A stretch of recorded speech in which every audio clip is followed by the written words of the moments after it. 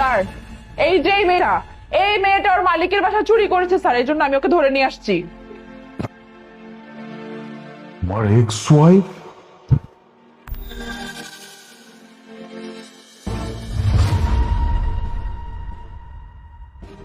আপনি যান, আমি দেখছি। Okay sir. স্যার, আমি সত্যি কথা কইতেছি স্যার, আমি কোনো চুরি করিনি। ওই ম্যাডাম ম্যাডাম ভুল বুঝছে আমার। ম্যাডামের কাছে আমার বাড়ির মালিক মিথ্যা কথা কইছে। আমি চুরি করি নাই। আসলে হয়েছে কি, আমি যে বাড়িতে কাম করি ওই বাড়ির যে সাহেব আছে, হ্যাঁ আমারে কুপ্রস্তাব দিছিল। আমি হ্যাঁ কুপ্রস্তাবে রাজি না হওয়াতে আমার উপরে চুরির অপবাদ দিয়ে আমার থানায় পাঠাই দিছে স্যার। আমি সত্যি করে কইতেছি আমি কোনো চুরি করি নাই। আমি জানি আপনি চুরি বলতে পারেন না। স্যার তাইলে তাইলে আমি যাই স্যার। বলছিলাম যে আপনার নাম মোনা না? আমার নাম? আপনি স্যার আমার নাম কি করে জানলেন? আমার নাম তো মোনা। অ্যাকচুয়ালি আমি আপনাকে চিনি। আই মিন আপনার হাজব্যান্ড আলিফ আমার বন্ধু ছিল। আপনাদের বাসায় কখনো যাওয়া হয় নাই, বাট ওর মুখ থেকে আপনার সম্পর্কে অনেক কথা শুনেছি বা আপনার ছবি দেখেছি। দ্যাটস ওয়াই আমি আপনাকে চিনতে পেরেছি। ও আচ্ছা, আপনি আলিফের বন্ধু। কিন্তু আমি তো আর আপনার বন্ধুর সাথে থাকি না। আপনার বন্ধুর সাথে আমার ডিভোর্স হয়ে গেছে। আমি ওকে ছেড়ে দিছি। কেন আপনি ছেড়ে দিলেন কেন? আমি যতটুকু জানি যে আপনাদের ভালোবাসা বিয়ে হয়েছিল। স্যার আসলে এসব বিষয়ে আমি কথা বলতে চাইতেছি না। বাদ দেন। আপনি আমার যে বুঝছেন যে আমি চুরিটা করি নেই, আপনার ধন্যবাদ। আমি জায়গা প্লিজ আপনি আমাকে বলতে পারেন। কি যে বলি স্যার, আমি আপনার বন্ধুর সাথে অনেক বড় একটা অন্যায় করছি বুঝছেন। আপনার বন্ধু তো আমার অনেক ভালোবাসতো, কিন্তু আপনার বন্ধুর ভালোবাসার মর্ম আমি দিতে পারিনি। আলিফের ব্যবসায় হঠাৎ করে না একটা লস হয়, আর ওই সময় না অনেক খারাপ সময় যেতেছিল। আর তখনই না আমার মাথায় একটা ভূত চাপে। আমি অন্য একটা ছেলের পছন্দ করা শুরু করি। ওই ছেলের লাগে কথা বলতে থাকি, দেখা করতে থাকি। এমন করতে করতে ওই ছেলের সাথে আমার একটা সম্পর্ক তৈরি হয়ে যায়। আর তারপরে আমি আলিফরা দেখতে পারি না। আমার কাছে মনে হয়েছে যে আমি আলিফের সাথে থাকলে ভালো থাকবো না, আমি ওই ছেলের সাথে থাকলে ভালো থাকবো। পরে আমি আলিফকে ছেড়ে ওই ছেলের সাথে চলে যাই। আর এইটাই ছিল আমার সব থেকে জীবনে বড় ভুল। আমি ওই ছেলের কাছে গিয়ে আমি ওই ছেলেকে বিয়ে করি। প্রথম প্রথম সবই ঠিক ছিল, কিন্তু কয়েকদিন পরে জানতে পারি যে ওই ছেলে আসলে একটা নেশাখোর। ওই ছেলের নেশার জন্য সবকিছু করতে পারে। আমার আমার গায়ে পর্যন্ত হাত তুলতো জানেন। আমাকে অনেক মারতো, অনেক খারাপ খারাপ গালি দিত। তখন আমি বুঝতে পারছি যে আমি আলিফকে ছেড়ে কত বড় ভুল করছি। আলিফের আলিফের যে সময় এতটা খারাপ গেছিল, ওই সময় তো তার পাশে থাকা দরকার ছিল আমার স্ত্রী হিসেবে। কিন্তু আমি তখন আমার নিজের স্বার্থের জন্য আমি ওকে ছেড়ে আমি ভালো একটা জীবন পাওয়ার জন্য চলে গেছি। অথচ দেখেন আল্লাহর কি বিচার। আমি আলিফের কাছে যতটা ভালো ছিলাম তার থেকেও খারাপ এখন আমি আছি। ওই ছেলে একদিন আমাকে মারধর করে বাড়ি থেকে বের করে দেয়, মানে তোকে আমার এখন আর দরকার নেই। তারপরে আর কি, তারপরে এই তো মানুষের বাসায় কাজ করি, যখন যে কাজ পাই সেই কাজ করি। এইভাবে এখন জীবন চলতেছে। তবে আমার না খুব একটা আফসোস হয় না, কেন জানেন? যখন এই কথা ভাবি যে আমি আমার স্বামীর সাথে অনেক বড় অন্যায় করছি, পাপ করছি, আল্লাহ আমার সেই বিচার করতেছে, তখন মনে হয় যে না, আমি যে জীবন এখন পার করতেছি আমি এইটারই যোগ্য। বরং এইটার থেকেও যদি আরো খারাপ কিছু হয় ওইটার যোগ্য আমি। কারণ যে স্ত্রী তার স্বামীর সাথে এত বড় পাপ করে, আল্লাহ ওই স্ত্রীর জীবনও ছাড় দেয় না। Very sad. আপনার বিষয়টা শুনে খুব খারাপ লাগলো, বাট আপনি তো চাইলে আপনার হাজবেন্ডের কাছে যেতে পারতেন, মানে তার সাথে যোগাযোগ করতে পারতেন। কি যে বলেন স্যার, যে মানুষটার আমি এইভাবে লাথি মেরে চলে আসছি, ওই মানুষটার কাছে আবার আমি যে বলবো যে আমি চলে আসছি? কেন চলে আসছি? যে ছেলের কাছে আমি গিয়েছিলাম ওই ছেলে আমাকে মাইরে ধরে ঘর থেকে বাইর করে দিয়েছে, এই কথা বলবো আমি গিয়া? না স্যার, আমি যদি রাস্তায় পড়ে মরি তবুও আমি ওর কাছে ফিরে যাব না। কিন্তু ওর কাছে না মাফ চাওয়ার খুব ইচ্ছা, জানেন? কারণ আমি তো শুনছি এই দুনিয়াতে যদি কেউ পাপ করে, কারো লাগে যদি এই মানুষটা মাফ না করে, তাহলে নাকি আল্লাহ মাফ করবো না। আর আমার স্বামী যদি আমার মাফ না করে, তাহলে আল্লাহ আমার মাফ করবো না। কিন্তু ওর সামনে যাওয়ার সেই মুখটা আমার নাই যে ওর কাছে যে আমি একটা বারের জন্য ক্ষমা চাইবো। ঠিক আছে, তাহলে মাপ চেয়ে নাও।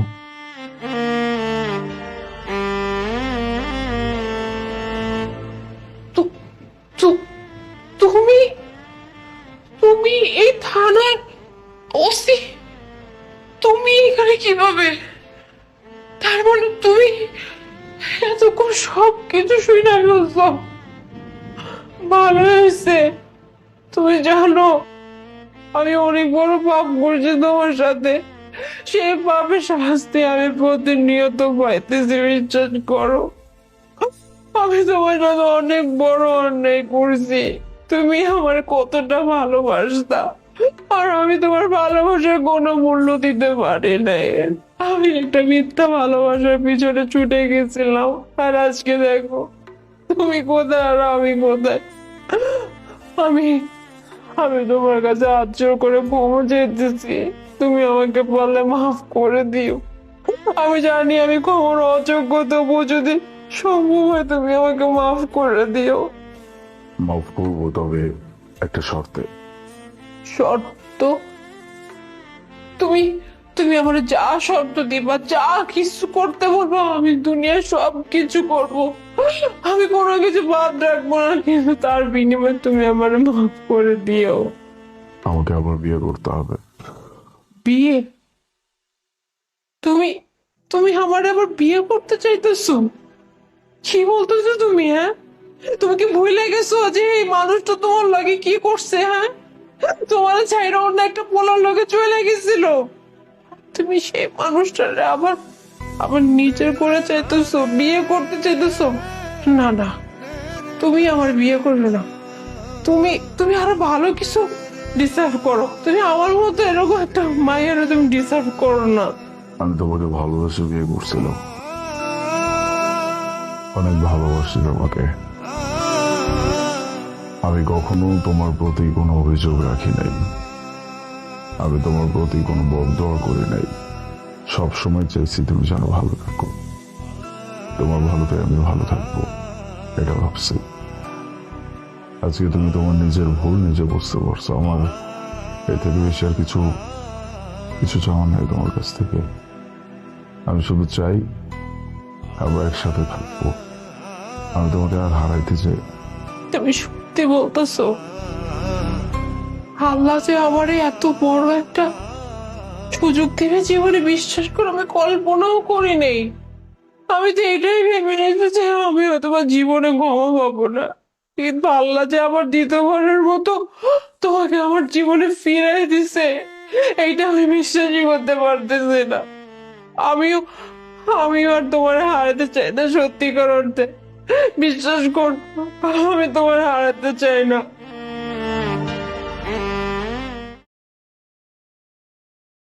দেখছিস এই ছোট লোকের বাচ্চাটা আসছে ইন্টারভিউ দিতে, দেওয়াচ্ছি ওকে ইন্টারভিউ।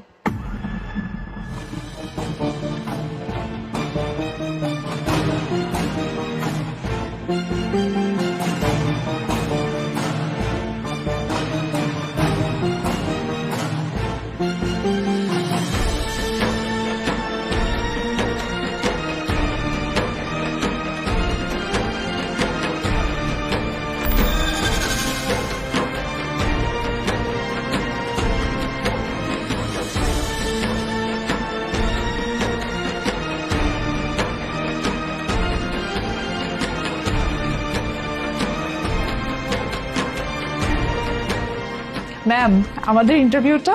ও আচ্ছা, আপনারা চলে আসছেন। So guys, are you ready for this interview? Obviously ma'am, we are ready. Please আপনার ফাইলটা দেখি। হ্যাঁ।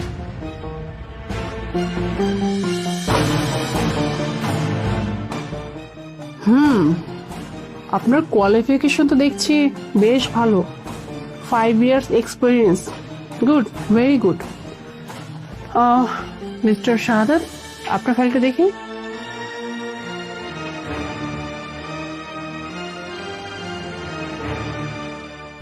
আপনার কোয়ালিফিকেশনও তো দেখছি খুবই ভালো, 2 years এক্সপিরিয়েন্স, বা ইভেন আপনার রিভিউ তো বেশ ভালোই দেখছি, গুড। আপনার ফাইলটা দেখুন। ম্যাডাম, এই যে আমার ফাইল। What is this? এটা কোন ধরনের ফাইল? হ্যাঁ, ওয়েট আ মিনিট, আমি তো আপনাকে ফলোই করিনি। আপনার এই অবস্থা কিসের জন্য? হ্যাঁ, আপনার শার্ট ছেঁড়া। আপনি কি এখানে কোনো জোকার কম্পিটিশন আসছেন নাকি? হ্যাঁ, এটা একটা ইন্টারভিউ বোর্ড, আর ইন্টারভিউ বোর্ডে কিভাবে আসতে হয় এতটুকু ম্যানার্স কি আপনার মধ্যে নাই? হ্যাঁ, এতটুকু সেন্স কি আপনার মধ্যে নাই যে ইন্টারভিউতে খুব ভালো মতো করে ফর্মাল ওয়েতে যেতে হয়? এভাবে একটা ছেঁড়া ফাটা শার্ট পরে আপনি সুরসুর করে ইন্টারভিউতে চলে আসলেন? হ্যাঁ, আমার এখন মাথা নত করে আছেন? আপনাকে দেখেই তো আমার মেজাজটা প্রচুর আগুন হয়ে গেছে। আর এই যে ফাইল, একটা ফাইল কেনার কি আপনার টাকা ছিল না? হ্যাঁ, ছেঁড়া একটা ফাইল নিয়ে চলে আসছেন ইন্টারভিউ দিতে। ওয়াও,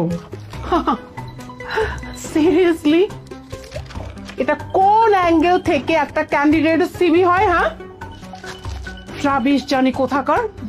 মানে একটা ইন্টারভিউ দিতে আসছেন নাকি ফাজলামি করতে আসছেন, কোনটা? এই যে জাস্ট এই মুহূর্তে এখান থেকে বের হয়ে যাবেন। ম্যাডাম, ম্যাডাম বিশ্বাস করেন, আমার সঙ্গে বোধহয় কেউ একজন এই কাজটা করেছে। আমি টেরও পাইনি। আমি কেন ইন্টারভিউ দিতে আসবো এরকম ছেঁড়া শার্ট পরে? আর আমার ফাইলটা তো ম্যাডাম বাসা থেকে আমি যখন বের হয়েছিলাম ভালো ছিল, আমি ভালোভাবে সবকিছু রেডি করে নিয়ে আসছিলাম, আমিও জামা কাপড় ঠিকভাবে পরে আসছিলাম।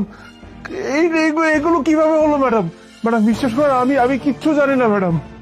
আপনাকে তো আমি চাকরিটা দিচ্ছি না, কারণ আপনি ইন্টারভিউ দিতে কিভাবে আসতে সেটাই জানেন না। ম্যাডাম, আপনি এই গ্রামের ছোট লোক ফকিনের সাথে কথা বলে কেন টাইমটা ওয়েস্ট করতেছেন?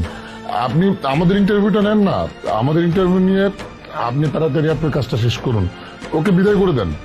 এক্স্যাক্টলি ম্যাম, এইসব ছোট লোকদেরকে যে আপনি আপনার কেবিনে কেন ঢুকতে দিয়েছেন আমি তো এটাই বুঝতে পারছি না। আর সিকিউরিটি কি করে অ্যালাউ করলো? ওকে, তাই না?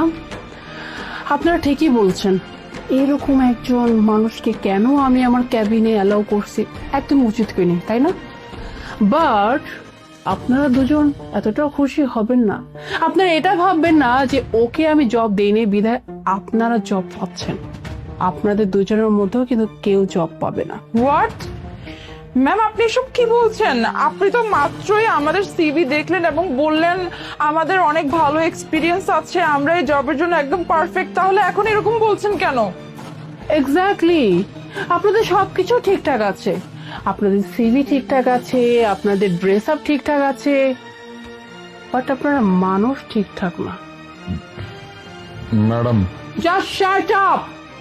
এখনো কিছু বুঝতে পারতেছেন না? হ্যাঁ, একটু আগে আপনারা বাইরে কি করছেন, ওর সাথে কি মাথায় আসছে না কিছু? না অবাক হয়ে গেছেন যে আমি কি করে জানি? এই যে আপনারা দুজন মিলে যে ওর শার্টটা আপনারা ছিঁড়েছেন, ইভেন ফাইল কেটে ফেলেছেন, ওর সিভি কেটে ফেলেছেন, এই সব কিছু না আমি নিজের চোখে দেখে ফেলেছি। এই যে আমার ফোনে সিসিটিভি ক্যামেরায় সব কিছু দেখে ফেলেছি। ছি, জাস্ট ঘৃণা আসতেছে আপনাদের দুজনকে দেখে, যে সামান্য একটা জব পাওয়ার জন্য আপনারা এতটা নিচে নেমে গেছেন। হ্যাঁ, একটা জবের জন্য একটা মানুষের সাথে এইরকম একটা কাজ করলেন? এতটুকু কি বিবেক বোধ আপনাদের মধ্যে নাই যে একটা মানুষের শার্ট ছিঁড়ে ফেলছেন, তার সিভি ছিঁড়ে ফেলছেন, তার ফাইল ছিঁড়ে ফেলছেন, ওই লোকটার কি হবে? আর কি ভাবছেন? হ্যাঁ, এইভাবে একটা মানুষের ক্ষতি করে আপনারা জব পেয়ে যাবেন? একটা কথা মাথায় রাখবেন, যে খারাপ করে তার সাথে ঠিক তেমনটাই খারাপ হয়। আর একটা কথা, আমার এই অফিসে না আমি এই যে কাগজের সার্টিফিকেটটা খুব বেশি একটা জোর দিই না, কেন জানেন? কারণ কাগজের সার্টিফিকেট যে কেউ বানিয়ে নিয়ে আসতে পারে, কিন্তু একজন মানুষ তার মনুষ্যত্ব না যে কোনো জায়গা থেকে বানিয়ে আনতে পারে না। যেটা কিনা জলযন্ত্র প্রমাণে যে আপনারা দুজন। যাই হোক, আপনাদের সাথে আমি আর এক সেকেন্ডও কথা বলতে চাচ্ছি না। ম্যাডাম, আপনার সব কথা ঠিক আছে, বাট ওনার শার্ট তো এই যে এই আপুটা কাটছে, আমার তো কোনো হাত ছিল না। তাহলে আপনি আমাকে কেন রিজেক্ট করতেছেন? আমাকে তো আপনি চাইলে জবটা দিতে পারেন, তাই না? আমার ইন্টারভিউটা তো নিতে পারেন। Nice question. যে শার্ট তো ছিঁড়েছে ও, তাহলে আপনাকে তো আমি জবটা দিতেই পারি। এক্সকিউজ মি মিস্টার শাহাদাত, ও যতটা ভুল করছে সেম ভুল আপনিও করেছেন। কেন জানেন? অন্যায় যে করে আর অন্যায় যে দেখে সেও কিন্তু সমান অধিকারী। হ্যাঁ, আপনি চাইলে কিন্তু তখন প্রতিবাদ করতে পারতেন, বাট না, আপনিও মনে মনে এটাই ভেবেছেন ওকে ভালোই তো হচ্ছে, একটা ক্যান্ডিডেট সরে যাচ্ছে, আমি আমার জায়গাটা করে নেব। ভাববেন না যে আপনিও খুব একটা ভালো। এনিওয়ে গাইস, আমি আপনাদের সাথে আর একটা সেকেন্ডও কথা বলতে চাই না। আর আমি আমার অফিসের জন্য সেলস এক্সিকিউটিভ চুজ করে ফেলেছি, সে হচ্ছে মিস্টার সাজিদ। আর এই যে আপনি ফাইল নিয়ে just get out. Ma'am please ma'am, এই লাস্ট একটা আমাদেরকে চান্স দিন ম্যাম। প্রমিস ম্যাম, এরকম কখন আর হবে না ম্যাম। প্লিজ আপনি আমাদেরকে ক্ষমা করে দিন। Just get out.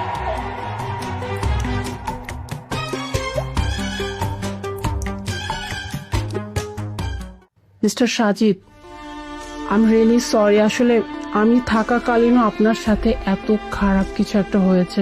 আসলে আমি নিজে সবকিছু দেখছিলাম, আমি চাইলেই কিন্তু তখন বের হতে পারতাম, বাট আমি আসলে দেখতে চাচ্ছিলাম যে ওরা আসলে কতটুকু নিচে নামতে পারে। যাই হোক, ওদের কাজটার জন্য আমার কাজটা ইজি হয়ে গেল। আমি আমার অফিসের জন্য যোগ্য একজন এমপ্লয় খুঁজে পেয়েছি। এনিওয়ে, আপনি বাইরে গিয়ে রিসেপশন থেকে আপনি অফার লেটার নিয়ে যাবেন আর কালকে থেকে জয়েন করতে পারবেন, কেমন? Thank you very much ma'am. মানে মানুষ যে এতটা খারাপ হতে পারে ম্যাম, আমার ভাবতে অবাক লাগছে। আমি আন্তরিকভাবে অনেক দুঃখিত ম্যাম, এবং সেই সাথে লজ্জিত। আর আপনাকে অনেক ধন্যবাদ। আসলে এই কোম্পানিতে জব করা আমার অনেক দিনের স্বপ্ন ছিল ম্যাডাম। আমি আপনাকে কথা দিচ্ছি, আমি মনোযোগ দিয়ে কাজ করবো ম্যাডাম, বিশ্বাস করেন, অনেক মনোযোগ দিয়ে কাজ করবো। Thank you very much. It's okay, thanks দিতে হবে না। ইভেন আমি অনেক খুশি আপনার মতো এরকম একজন এমপ্লয় আমি আমার অফিসে পেয়েছি। ঠিক আছে ম্যাম, আসসালামু আলাইকুম। ওয়ালাইকুম সালাম।